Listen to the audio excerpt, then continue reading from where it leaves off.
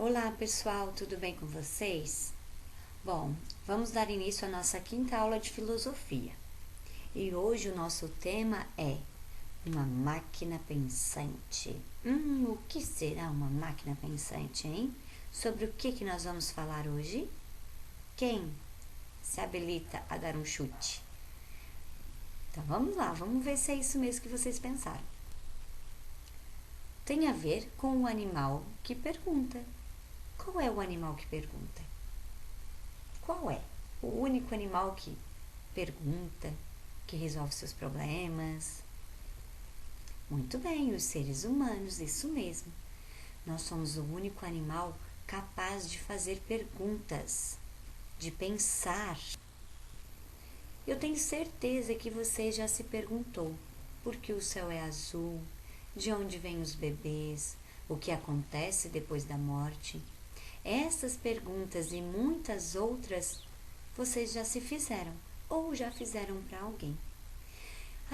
As perguntas que nós temos hoje são diferentes das perguntas que nós vamos ter amanhã.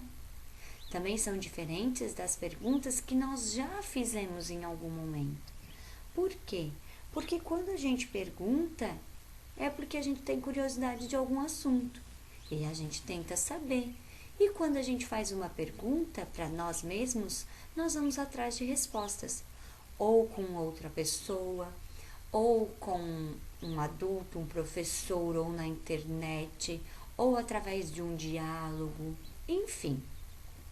Vocês ainda fazem perguntas diferentes das que vocês já fizeram. E que tipo de perguntas vocês fazem hoje? Como serão essas perguntas de hoje? Com o passar do tempo, vamos descobrindo mais e mais respostas. No entanto, também vamos aumentando o número de perguntas que temos. Sabem por quê? Porque isso é a curiosidade humana, nada escapa. Nem os fenômenos naturais, nem outros seres vivos, nem o universo, nem objetos, nem sentimentos, nada escapa da curiosidade humana. E sempre pensamos, e sempre fazemos perguntas, e sempre temos respostas, porque vamos atrás dessas respostas. Assim como a curiosidade humana, também é a filosofia. Ela não possui limites, sempre fazendo perguntas. Estende as suas perguntas em todas as áreas do conhecimento. Sempre vai atrás da verdade. A filosofia não se contenta com apenas uma resposta. Ela busca a verdade daquilo que ela quer saber. E que tipo de animal é o ser humano? O que vocês acham? Que tipo de animal é o ser humano? O ser humano realmente é um animal que pensa, que raciocina, que resolve os seus problemas. E inúmeras outras respostas a gente pode dar para o ser humano. E o que é o ser humano para a filosofia? O que será que é o ser humano para a filosofia? No próximo slide tem um vídeo. Na filosofia, o ser está relacionado a elementos como da psicologia, como da sociologia, ao próprio entendimento do indivíduo no seu sentido racional, emotivo, é o que faz com que a filosofia seja apresentada, mostrada, interpretada e vista no meio físico e social, tá? Por quê? Porque ser humano é aquele que está ligado a uma convivência. Está ligado a uma convivência, nós já vimos aqui em outros vídeos, que está relacionado com a política. Então, a política está ligada ao ser humano, no sentido de quê? De que é aquele que vive em uma comunidade, em uma organização social, no meio de outros indivíduos. Nós, seres humanos, não nascemos prontos e inacabados. Somos aí um processo evolutivo no qual vamos aprendendo de acordo com os conhecimentos, com o que nós podemos adquirir.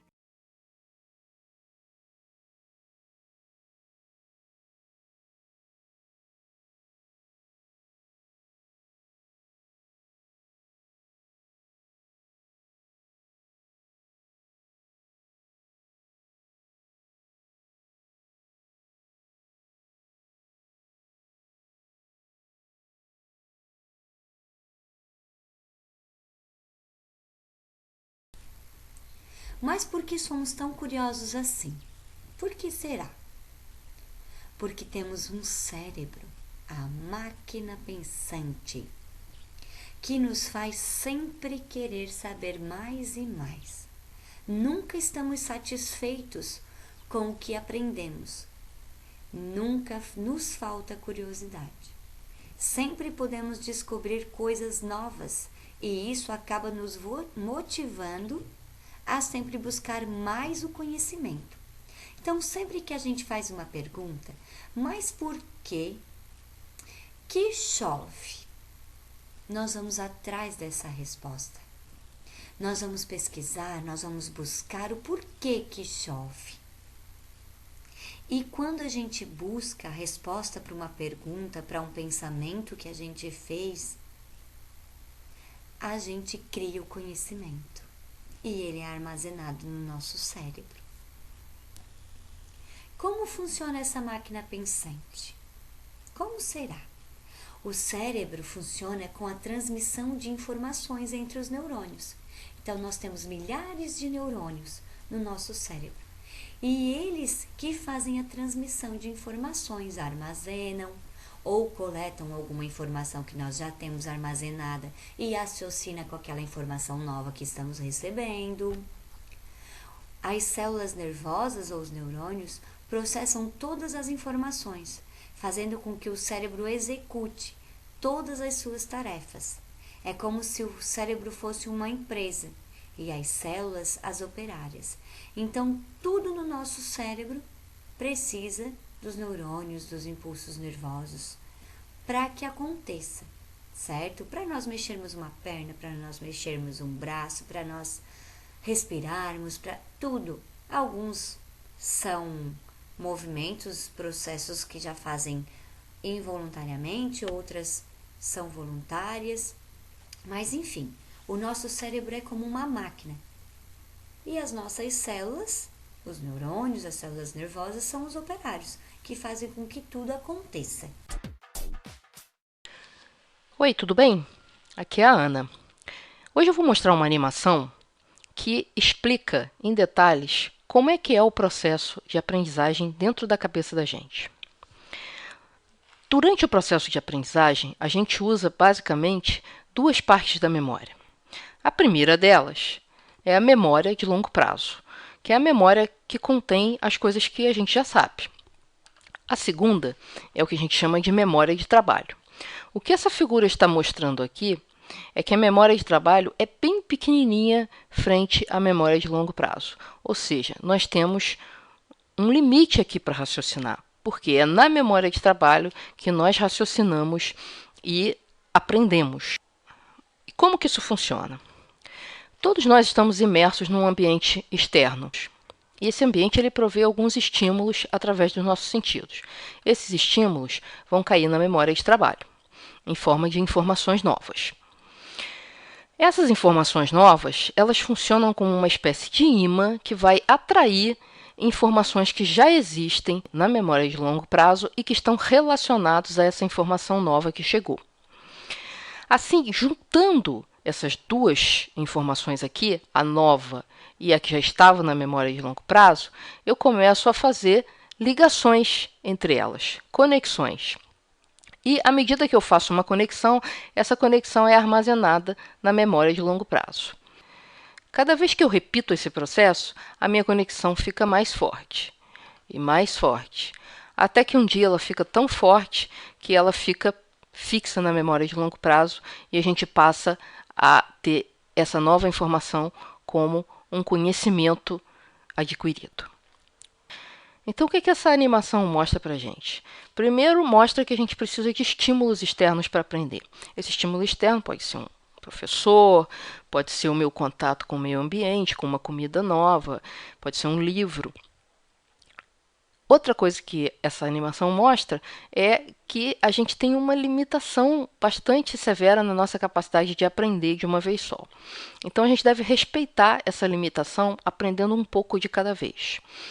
E, além disso, a gente também tem que repetir o processo de fazer a conexão entre a informação que já está na memória de trabalho e a informação nova algumas vezes, para que essa conexão fique forte o suficiente para passar a fazer parte da memória de longo prazo, para ser facilmente recuperada da memória de longo prazo. Ficou claro? Se não ficou, deixa sua pergunta lá embaixo do vídeo. Muito obrigado por ter assistido e até a próxima.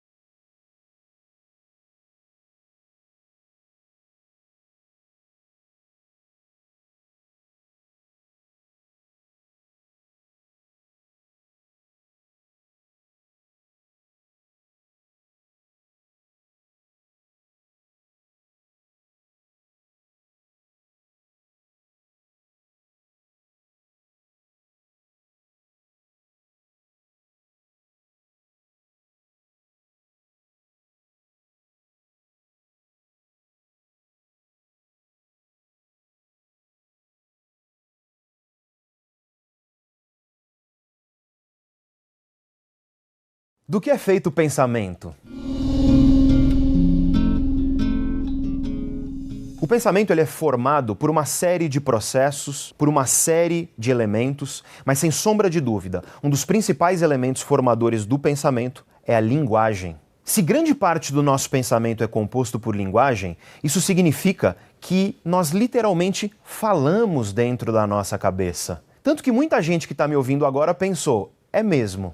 Isso tem implicações seríssimas para a questão da educação. Porque, afinal de contas, se a linguagem ela é formadora do pensamento, isso significa que, ao aprimorar a linguagem, por consequência, eu aprimoro também o meu pensamento. Pessoas que são fluentes em duas línguas, elas literalmente pensam em duas línguas. Pessoas que são fluentes em tipos diferentes de linguagem, então raciocínio verbal, raciocínio audiovisual, etc., elas têm um pensamento mais rico, um pensamento mais complexo, um pensamento mais plural. Não é à toa que o mero fato, por exemplo, de você falar uma segunda língua é capaz de retardar o aparecimento de uma doença como a doença de Alzheimer em mais ou menos 5 anos. As redes sociais e a tecnologia nos dias de hoje, apesar delas trazerem possibilidades de conhecimento como nós nunca tivemos na história, elas também trazem um problema. Elas estão simplificando a nossa linguagem. E quando você simplifica a linguagem, muitos pesquisadores hoje têm a preocupação de que você também está simplificando o pensamento. Afinal de contas, não é difícil perceber que um pensamento de Twitter, com 140 caracteres, é um pensamento mais pobre, é um pensamento mais limitado. Então,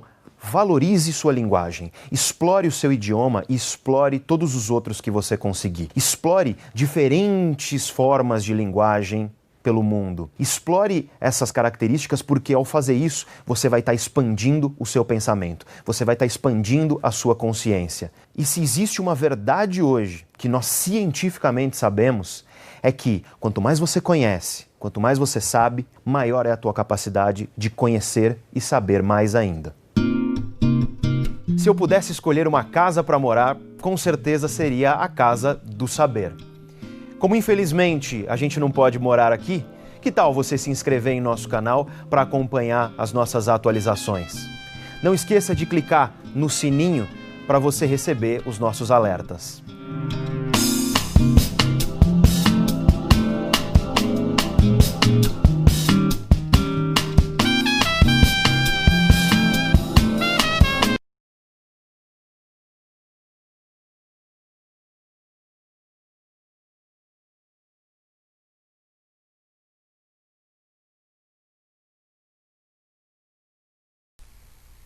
Então, o ser humano é isso. O ser humano, para a filosofia, ele é descobertas, ele é desafios. O ser humano é perguntas, respostas muitas vezes, muitas e muitas dúvidas. Essas nossas dúvidas fazem a gente perguntar e ir atrás das descobertas para termos respostas. E nós sempre queremos desafios novos.